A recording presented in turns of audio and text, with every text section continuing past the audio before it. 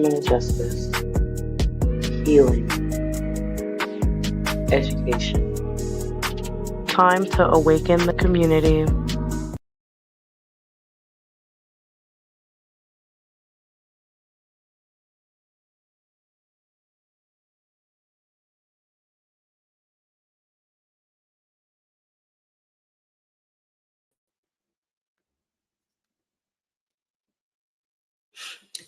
Good morning, afternoon, evening, wherever or however you are currently watching. If you guys don't know by now, I am the host, Holly Sisa, and I'm the host of this lovely podcast that we call Morning Mimosas, where we value healing, justice, and education for the Black and minority communities. Guys, today's episode is going to be an absolute amazing one. We're going to be learning so much, and I'm absolutely impressed by this institute that's going to be coming here and speaking. And I'm excited for these two queens that are going to be speaking today. But before we do that, let's play a commercial before we get this episode started. And as you guys know, these are commercials from our local people here in Colorado. We all fail, we all struggle, but the difference between staying stuck and moving forward is how you use those experiences. I'm Billy Wayne, and I've poured years of lessons into this book. Lessons about failure, confidence, success, and building the character to keep pushing forward. And now, it's finally here. A book is officially available on Amazon today. Don't wait for someone else to tell you about it. Grab your copy now and start shaping the life you were meant to live.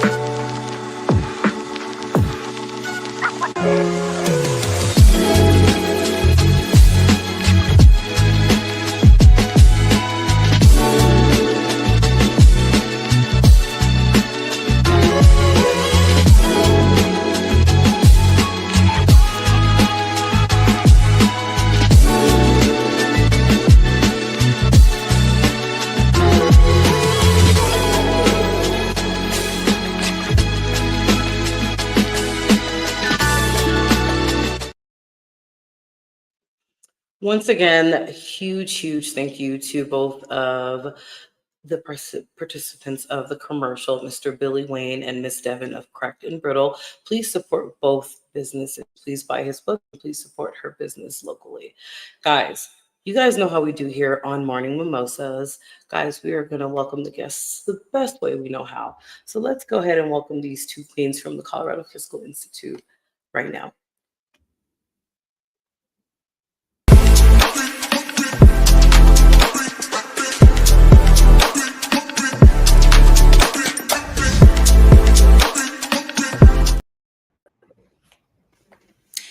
Welcome, ladies. So glad to have you guys on the show today. Yeah, thanks for having us here. We're really excited to be here. Yeah, thank you. Absolutely. As you guys know, here on Morning Mimosas, we love our guests first. So before they talk about whatever topic we're talking about, we want to know about them first. So we're going to go ahead and go around the room, and I'm going to let these two queens introduce themselves. Who wants to go first? I'm happy to kick us off. Hello, everyone. Right. Thanks, Holly, for having us here. My name is Esther Turcios. I'm the Deputy Director at the Colorado Fiscal Institute. Been with the team for about 8.5 years now, and I'll let Shana introduce herself before we talk a little bit more about CFI. Yeah, I'm Shana McCain, and I'm the Research Manager at the Colorado Fiscal Institute. I've only been there for a year, but I've been in the space of social justice, racial equity work for over 10 years.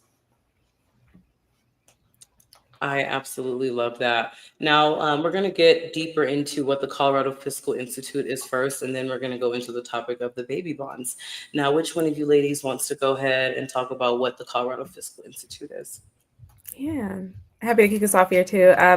The Colorado Fiscal Institute, we're a policy advocacy nonprofit. We advance people-centered tax budget and economic policies that promote equity and widespread economic prosperity.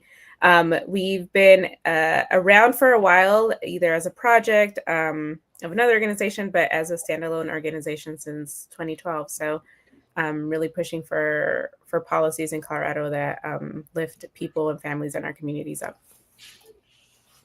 I absolutely love that. And if you guys are able to, can you guys talk about your individual roles that you guys had stated? I know Miss Shana is the research manager and Miss Esther, you are the deputy director. Now, what do you guys do both individually there? Yeah, I've been with the team for quite a bit now, so I've had the great privilege and opportunity to serve in different roles. I actually started off as a fellow, so really got deep-seated into our work and understanding the fundamental and foundational role that taxes and budget play in the health and wealth of our communities. And in this role now of deputy director, I do a little bit more behind the scenes, a lot of making sure that our organization is, financially sound and stable. But I do still have my hand in some of our policy work, which includes our baby bonds work. Okay. And what about you, Miss Shana? Yeah, I manage the research portfolio at Colorado Fiscal Institute. So all the research that we're providing for the community, for our policymakers, just helping the team get that prepared and sent out so that we can help make some change. Absolutely awesome. Thank you guys for telling us that information. Now let's get into the topic of baby bonds, guys. I know a lot of our viewers were so interested in, knowing what this is. What is a baby bond and how is this going to help the community, especially in the realm of generational wealth?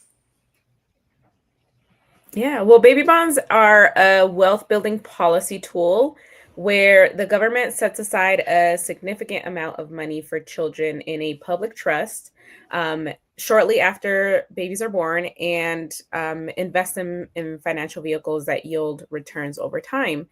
And then when those babies become adults, they can use those funds that were invested in their name to obtain wealth building assets. So purchasing a home, using that money to pay for higher education, being able to use that money to contribute to a retirement fund or even starting a small business. So they're a really great policy. They're actually created by economist Derek Hamilton, specifically as a way to close the racial wealth gap. So as we all know here, Black and brown babies have face a lot of barriers to being able to, have access to wealth and build wealth themselves.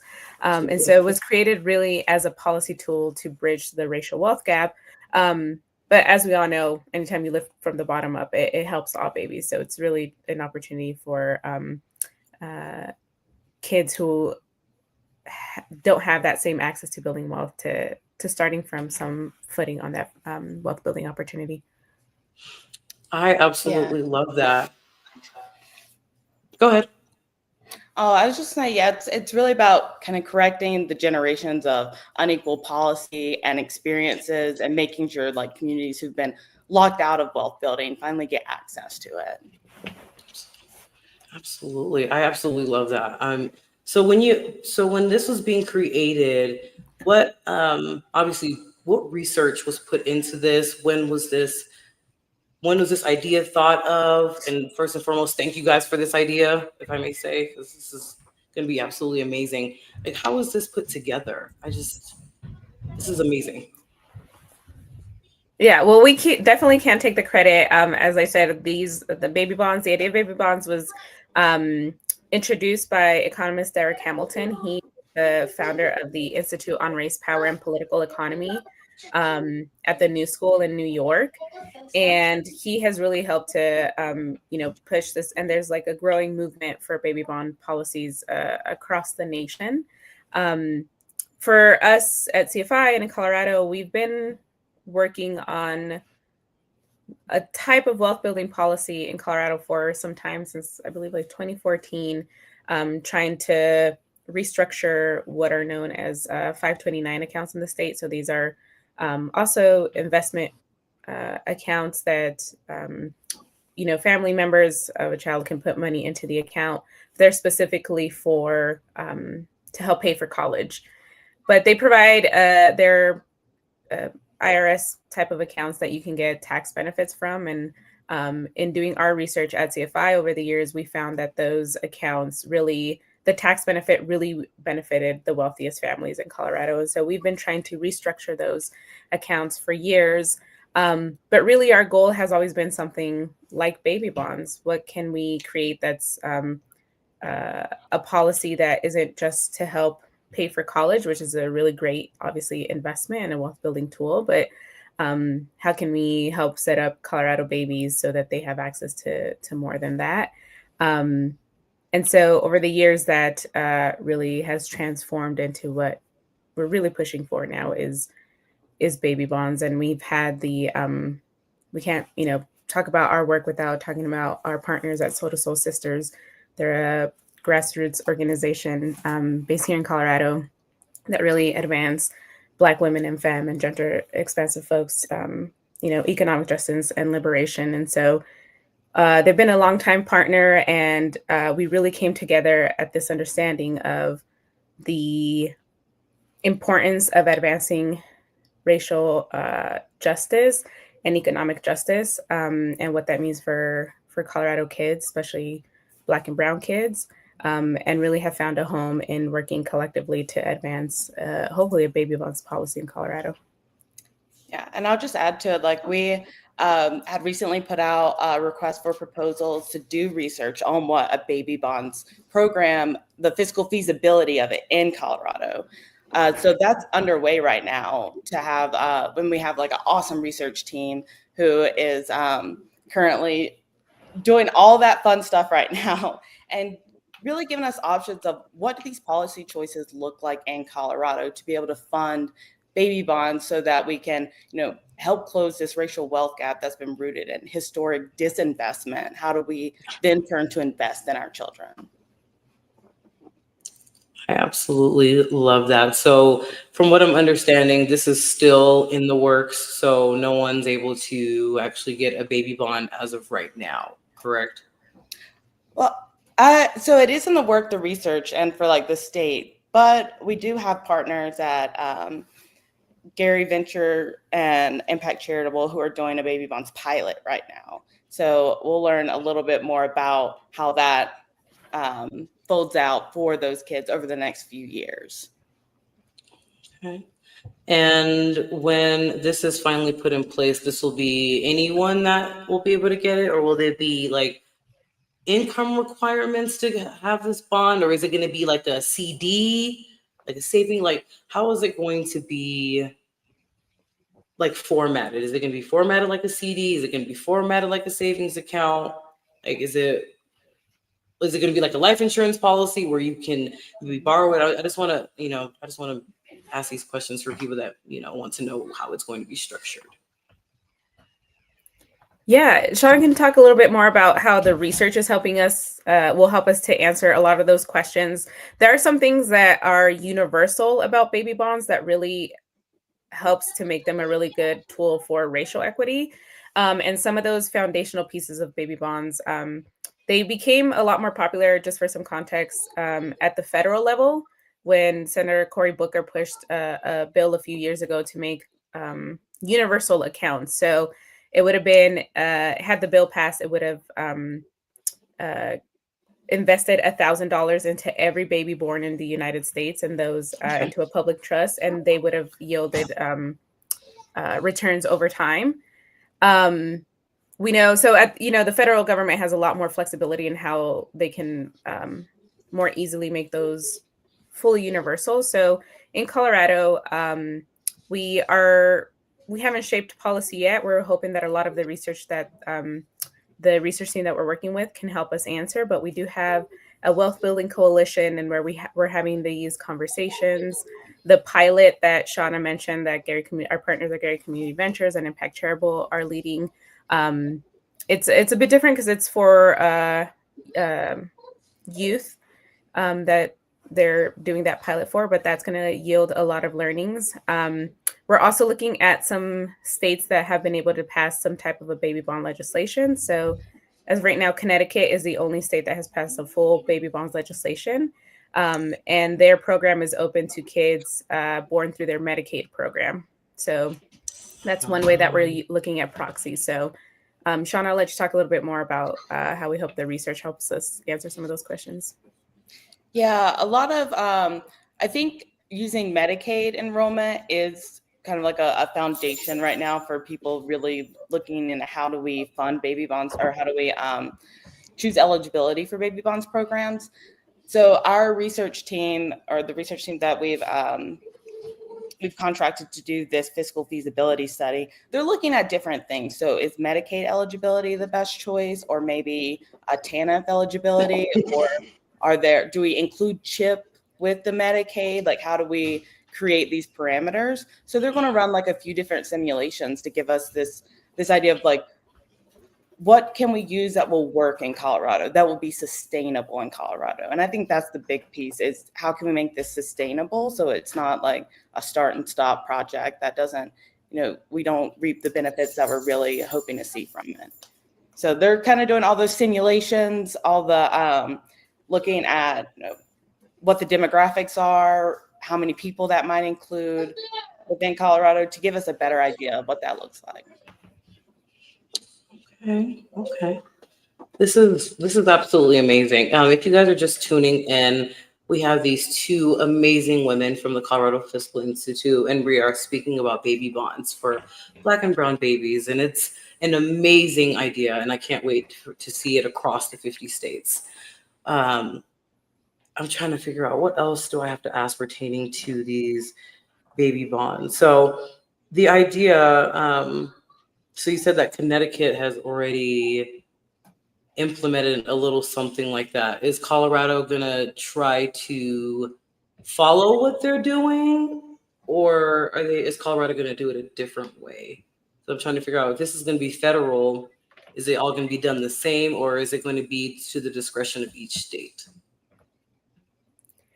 Yeah, it has to be at the state level. It has to be to some degree at the discretion of each state. I think Connecticut is really a trailblazer in this policy. We're learning a lot from them and how they have shaped their policy. They also, I believe it was last year, they've had their first baby bonds baby born in Connecticut, which is really cool. And that's really awesome. So I think part of what's a little hard and why we're doing starting now to do a lot of education to the community and to policymakers about baby bonds is that it does, to some extent, in addition to all of the research and all the preparation, it does take a little bit of faith, if you will, right, to push a policy that you don't see the impact until 18 years from now.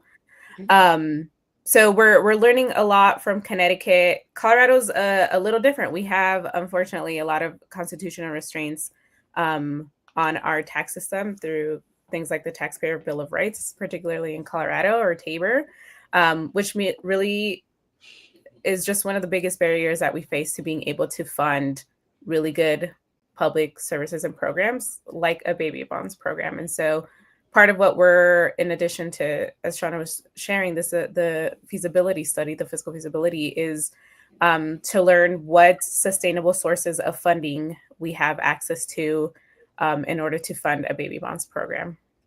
And so, again, if we're going to push a policy, we want to make sure that it's fiscally sustainable as well. So what avenues can we pursue in the state of Colorado with the constraints that we have under Tabor to be able to fund this program adequately and make sure that it's sustainable over the years? Okay. All right. Ms. Shana, do you have anything to add to that? No, I think Esther pretty much covered it. It really is like finding that revenue source. I think that's the challenge for any state wanting to implement baby bonds or implement any programming these days, is finding those revenue sources. And also like the people who advocate and invest in targeted interventions like baby bonds. So it wouldn't be something that's like every child. It's to close that wealth gap, which just keeps widening. All righty. Well, ladies, is there anything else that you guys want to say pertaining to the baby bonds, maybe specifically for Colorado, or if there's anything that you guys want to maybe say about the federal levels, especially because, we have people watching all over the country. So is there anything else that you guys maybe want to add for someone who may want to implement this in their own state? I'll just say, we started this joint effort with Turcios Sisters, really kicking it off in 2024. And we have done a lot of work to start the Wealth Building Coalition as well. So if anyone is interested in learning more about baby bonds and joining our coalition, we're really hoping that is a space where community and our partners can really come and learn more about this policy. There is also, I just want to uplift the National Baby Bonds Coalition that is being led by the Institute on Race, Power, and Political Economy, where a lot of states are sharing updates on what's happening around baby bonds in their states or even some localities, and just keeping up to date on what's happening federally. Unfortunately, there hasn't been a federal baby bonds legislation that has passed, and actually we're keeping an eye on what's happening federally because the current administration passed what they're trying to push off as a baby bonds policy federally in their budget bill that passed, the really terrible budget bill that passed over the summer. That has the impact of having the opposite effect on baby bonds, right? Actually further widening the racial wealth gap and making investments into children who already have access to wealth or coming from wealthy families. So just want to lift up those two coalitions. The state level one, please reach out to us or Turcios Sisters if you are interested. The National Baby Bonds Coalition to learn more what's happening at the federal level. And then we are hoping, we're excited for whatever comes out of our feasibility study, which is going to wrap up May of next year. So we're excited to share with community once those findings come out. Yeah. And I'll just add to provide context, because I don't know if we mentioned this, but usually most states have modeled that by the time people receive the baby bonds, it's around 10 to 20,000. So to give a context of what they would be receiving. And I just want to, we're all millennials here, and I think we can resonate with how hard it is to build wealth, whether it's housing costs, student loans, or not even having financial head start to begin with. And we've lived through, multiple recessions, skyrocketing house prices. I mean, I could go on. So I think a lot of people who are resonating with that, this is a great, something great to get involved with, to advocate for, so that at least like the next generation will have it hopefully a little bit better than we did. Yeah. Absolutely. Well, I want to thank both of these queens for coming on Morning Mimosas today. If you guys do want more information, I will make sure to post whatever you guys need about this in the episode details, both on YouTube and on Facebook. Guys, once again, thank you guys for gracing my show, and thank you guys so much for the knowledge that you guys have dropped today. I know that someone somewhere is interested in this, and they're probably going to reach out to you guys to get more information. So I am so grateful for you guys coming on the show today. Guys, this is Morning Mimosas. As you guys know, we value justice, healing, and education for the Black and minority communities. We will see you guys later. You guys have a good weekend. Thanks so much, Holly. Thank you.